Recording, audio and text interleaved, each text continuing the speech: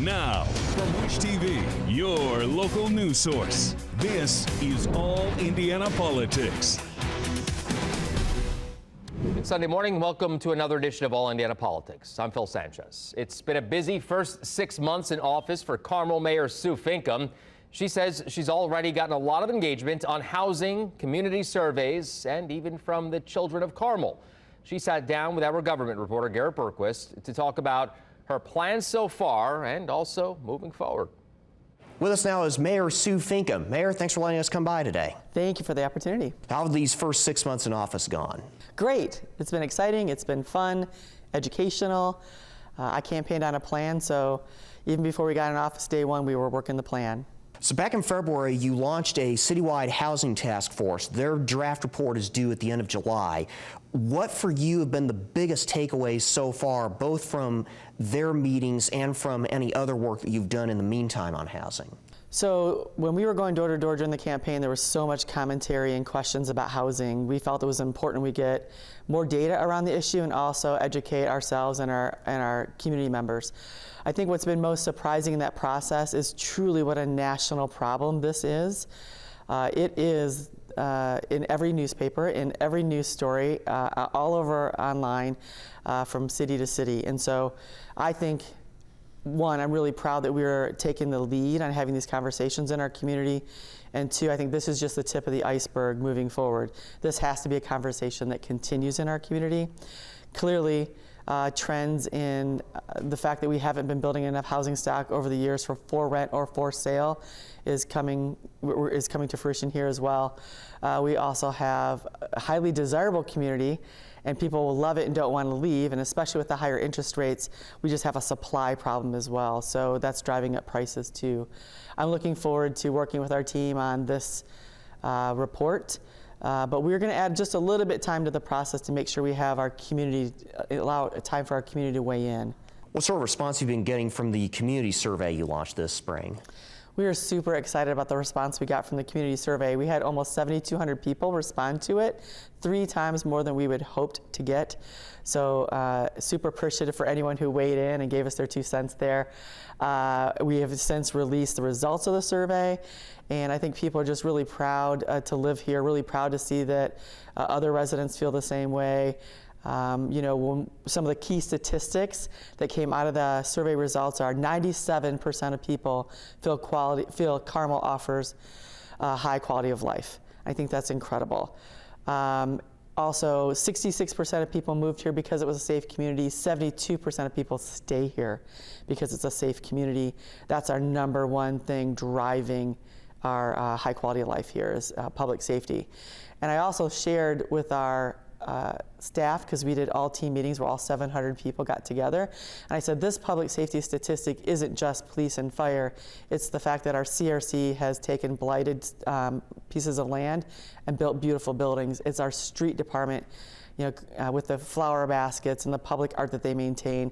It's our engineering department that's developed complete streets.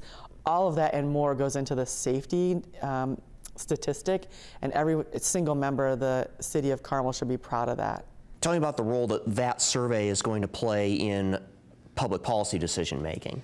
Great. We're going to use that survey for lots and lots of things over the next few years. But first and foremost, it's going to a branding company that we have engaged to help us rebrand the city of Carmel. They're using that to understand, you know, baseline measurements like public safety and quality of life that we've already mentioned.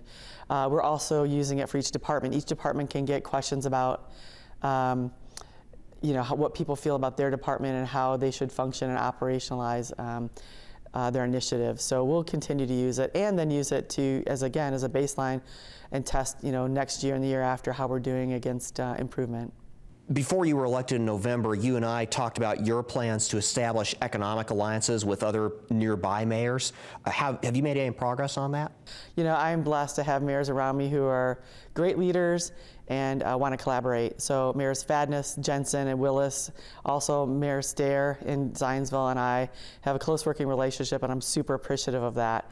I think leading a city is different and unique, and I'm so grateful that I can, text or email or call any of them and, bounce an idea off of them. Mayors Fadness and Jensen in particular have been so open with, meet with my staff, ask me questions. We're an open book to help you. And again, I'm so grateful. It's been lovely, and I've taken them up on that heartily.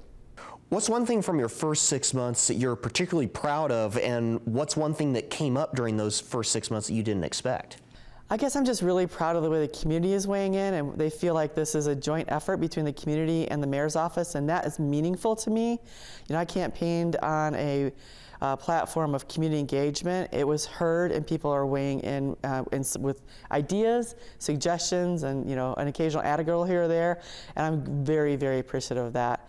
I think what I'm surprised about is the number of young women, and I'm talking middle school age largely, who are super excited about having a female in this role. I didn't anticipate that. We've had 2 other female mayors prior to me, but just seeing how excited they are and they want to be engaged in civil leadership is important.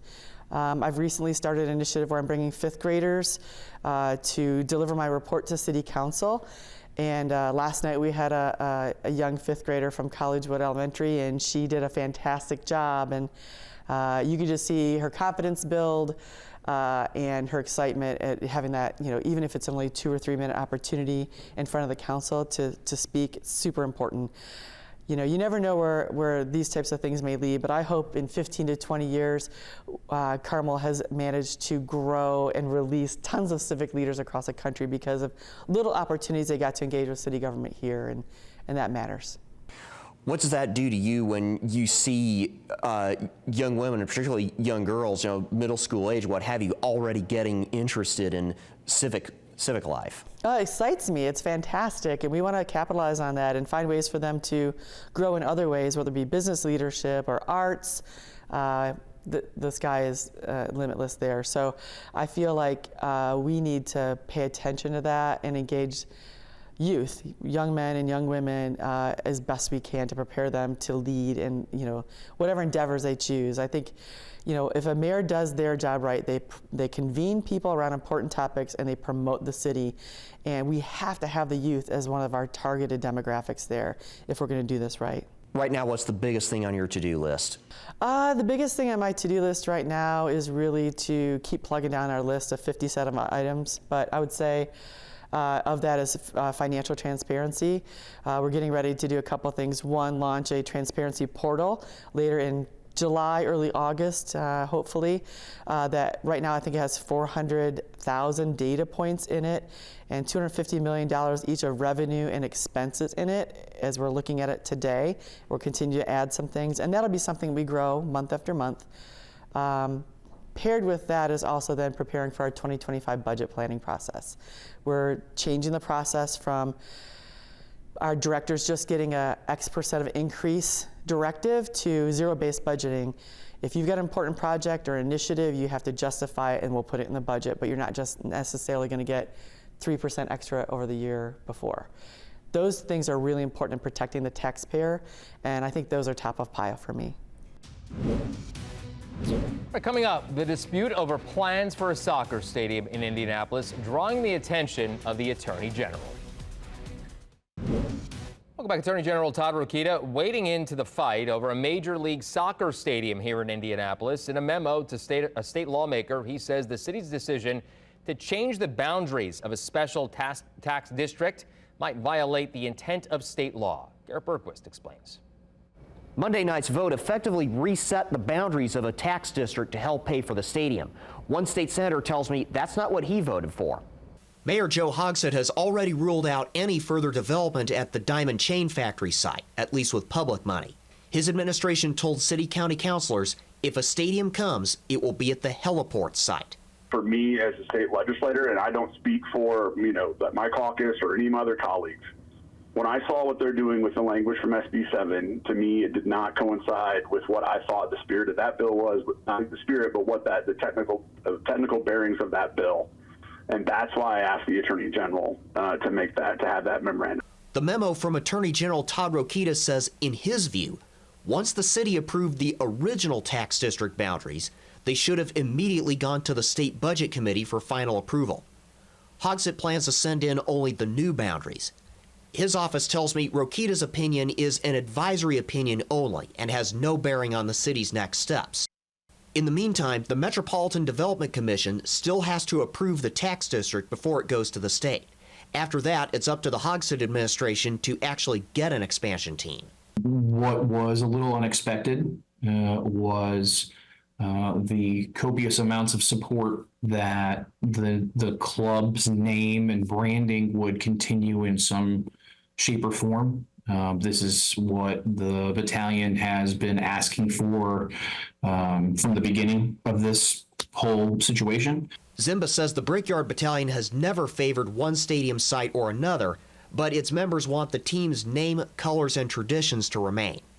You know, we have a known entity with a known location, with known ownership and investment group between Mr. Ozdemir and Mr. Sirach and the others who are involved in Indy 11. We know the location site. Everything is real. What we don't know right now is, what's the issues at the new stadium site? Are there issues at the new stadium site? Who are the new investors? Are there problems with the new investors? Hogsett administration officials have said they will not bring forward any stadium plans unless and until the city is awarded an expansion team. I'm Garrett Bergquist for Wish TV, wishtv.com, or follow us on Facebook for updates. All right, coming up, fights are brewing at both major party state conventions. Indiana's best political team stacks the odds. Next. Welcome back to All Indiana Politics as we welcome in two members of Indiana's best political team, Republican Mario Massillamany and Democrat Arielle Brandy. We'll begin this week by looking ahead to the state Republican Party convention. Todd Rokita, unopposed, as you know, Mario, for his bid for another term as Attorney General. But Micah Beckwith has been trying to gin up support for Lieutenant Governor for a year now. That puts him at odds with Mike Braun's pick, Julie McGuire. How do you see this playing out, Mario?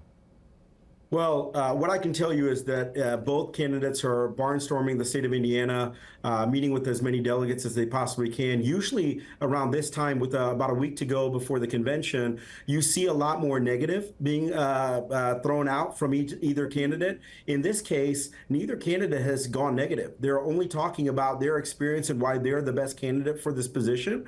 Talking to Braun's team and Julie McGuire's team, they think that they've got the delegates necessary to win this. Speaking with Micah's camp, he thinks that he's got a puncher's chance. So delegates love being wined and dined. They love the fact that both camps are reaching out to them, asking for their opinion, talking to them, and giving them the necessary time that they deserve. And so it's going to be a really fun convention. It's going to be extremely interesting on Saturday as both camps get to put on not only speeches, but also somewhat of a video presentation. And that's always interesting at these conventions. All right, we'll see what happens there. Arielle, we'll turn to you now. What will Democrats need to watch for in the lieutenant governor's race next week? Yeah, I mean, we have an exciting race on our side, too. So I'm just, looking forward to what's going to come out of the lieutenant governor's pick for Jennifer McCormick, but also, too, like our AG race on the Democrat side. We have two phenomenal women that are running. So let's, I don't want to interrupt, but let's get into that because, we have the Democratic field for Attorney General, of course, now set, as you mentioned, Destiny Wells, Beth White, the only two candidates who filed. Your thoughts on that?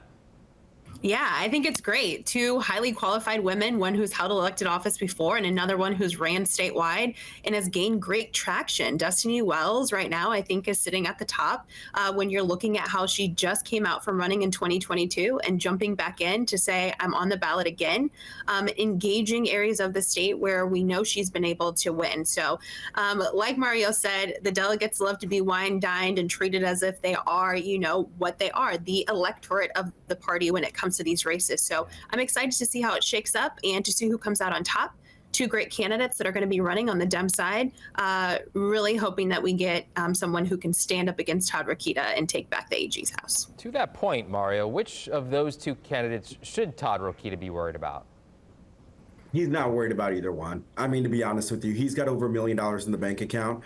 He's got a universal name ID. The key for Todd Rokita is to just stay the course and not say something too bombastic that isolates or segregates people from wanting to be voting for the Republican nominee. In Indiana, we are a red state, and so it's an uphill battle for Democrats. They've got to have almost a perfect storm to have an opportunity to win. When Destiny ran against Diego Morales, everyone said Destiny's got a chance, and I said she's got no chance.